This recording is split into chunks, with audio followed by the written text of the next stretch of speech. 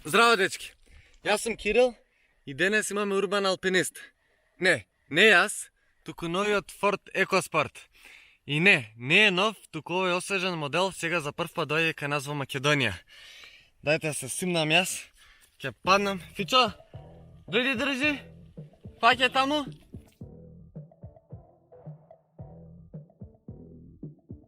Да, првично бил замислен да се продава само во Индија, Африка и Јужна Америка, но поради се поголемата заинтересираност во Европа за вакви мали џипчиња, од неодамна се појави и на европскиот пазар, а еве го сега и во Македонија.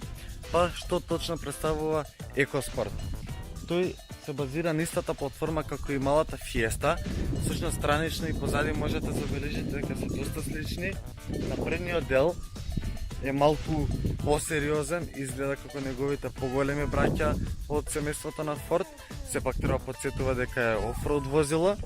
Искрено мене ми изгледа доста кул, доста интересно, можеби во нека друга похрабра боја ќе изгледа уште поубава, но тоа е. Како не треба само да подсетува, туку треба и да нуди офроуд можности, како што можете да видите има доста голема висинска разлика, всушност Фичо колку изнесува? 20 см е издигнат од земја, што е супер. Нуди големи офроуд можности, но колку и како би се возел офроуд, ќе збориме малку подоцна. Сега би сакал да оставам попремава, таман да ви го покажам и самиот багажник, само Фичо го отвори.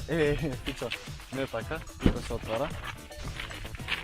Да, доста интересно и кул, што Ford направиле самото копче и рачка да се наоѓаат во светлото. Вратата исто така се отвара странично, што е интересно и кул, но не знам колку тоа е практично, бидејќи замислете дека се наоѓате во некој трговски центар, на некој нивен паркинг, натоварани сте со стокеси и треба сето тоа да го истоварате. Малку е проблем, знам. Како и да е, самиот багажник нуди 355 литри капацитет, што е еден од најмалите во неговата класа. Ми се допаѓа тоа што подот е рамен со ивицата. Има опција висински да се регулира на неколку нивоа. Одоздола има мала како преграда фиолка за нешто ситно оставање. Нема резервно тркало, во опција можете да земете и се поставува надвор на самата врата од багажникот. Има внатре куќи за качалки, нема приклучок за струја. Ако сакате да го зголемите багажникот, можете тоа го направите со спуштање на задните седишта, што сега ќе ви го покажам. Малку и ми пречи што морате да дојдете тука, за да го подигнете долниот дел, па да го спуштите горниот дел и да се добие овој зголемен багажник со рамен под. Супер е сето тоа, но малку малтретирање искрено, барем за мене. Сега веќе ако сум тука и ќе ви го покажам задниот дел. Позади имајте на ум дека сепак ова е базирано на Fiestата, што е мало градско возило и како мало градско возило искрено нуди доволно простор за нозете, иако предното седиште наместено според мене, сепак имам окей простор за нозете. За главата гледате дека дури со шлемот имам одличен простор, што е супер. На средина ми се допаѓа тоа што тунелот доле не е превисок, не е ни преширок, што имате одличен простор за нозете. Ми се допаѓа исто така што не е превисоко издигнато седиштето за разлика од останатите две, но сепак јас не би избрал да седам тука, од причина што самото возило е тесно, па на подолги патување ќе имате малку проблем.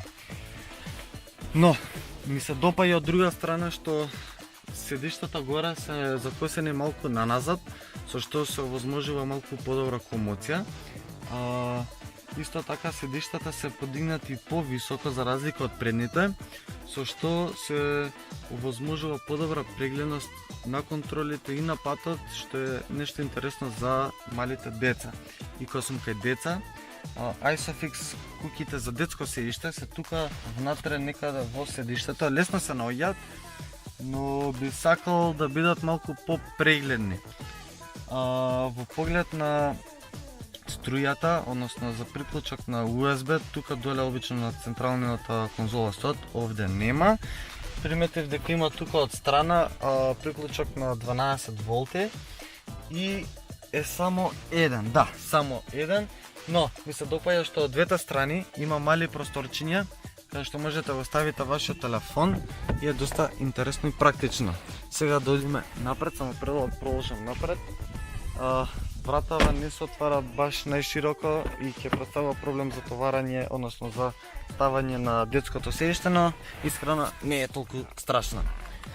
Напред, како што можете да видите, изгледа како и секоја нова Fiesta, како секој понов Ford и тоа воопшто не е лошо, бидејќи искористени се доста меки и квалитетни материјали, особено тука погоре. Надоле нешто поевтина пластика, но е прилично квалитетно изработена. Тука имам 8-инчен екран кој што навистина окей, претходно го имам видено во Fiestата и во Focusот. Кој што кажав, работи сосема добро, има во него вметнато и навигација. Навигацијата е добра, но од време на време знае да закочи. Затоа имате можност за приклучок на телефон без разлика дали Apple или Android, што е супер, работи одлично, без никакви проблеми. Надоле ги имате овие стандардни копчиња за климата, што се малку лесни и едноставни, супер се. Имате два USB порта, имате остава за телефонот, имате остави и во вратите нешто ситно и тука ќе и наслонот за раката. Не ми се допаѓа што тука кај рачната и оставата за пијалок е малку тесен просторот, со што можеби би имале проблем во одредени ситуации. Можеле едноставно да го решат ова со електронска рачна и да немаат проблем.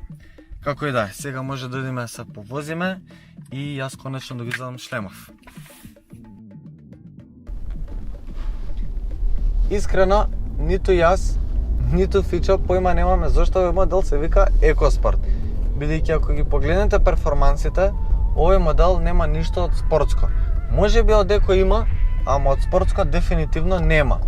И тоа е сосема окей, бидејќи замислата, идејата за ова возило не е да биде спортско, туку да биде мало како Fiestата, а сепак да нуди офроуд можности. Всушност, EcoSport е еден од ретките модели во својата класа, кој што нуди погон на сите 4 тркала, нормално во одредени пакети, а таков пакет инаку имаме денес. Но, реално, никој од нас, мислам дека никој од нас нема да го вози овој модел на офроуд стази. Туку, ние сметаме дека овој урбан алпинист, барем ние така се го крстивме, е идеален за нашите градски улици. Зошто? Бидејќи нашите улици, знаеме сите, се полни со дупки, имаме високи тротари, ивичњаци и лежачки полицајци, препреки кои што на вистина не му се проблем на ова возило.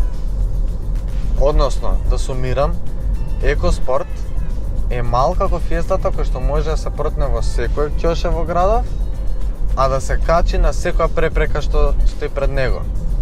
Инаку, кога сум околу перформансиве, доаѓа со неколку моторчиња, 1.0 3-цилиндричен EcoBoost бензински мотор со 125 конски сили и 140 и 1.5 дизел мотор со 100 и 125 конски сили. Ние денес имаме дизел мотор со 125 конски сили и како што кажав, опременен со погон на сите 4 тркала. Навистина одлично моторче, нуди одлични перформанси, не се спортски, да, но затоа пак нуди добра потрошувачка. Во моментов ми троши 6,1, што навистина е супер.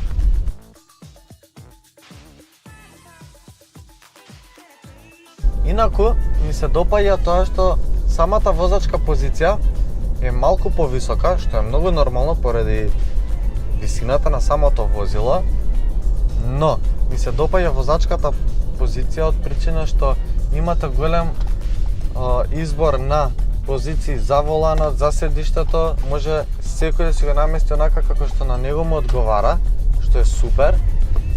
Од друга страна не ми се допаѓа тоа што седиштава ги немаат оние големи убави потпори од страна.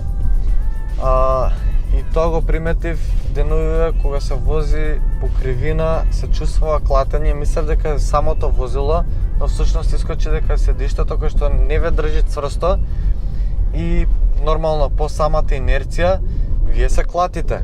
Штета, бидејќи нуди одлични возачки карактеристики, всушност секој Форд нуди одлични возачки карактеристики, така беше и Фокусот и Фиестата.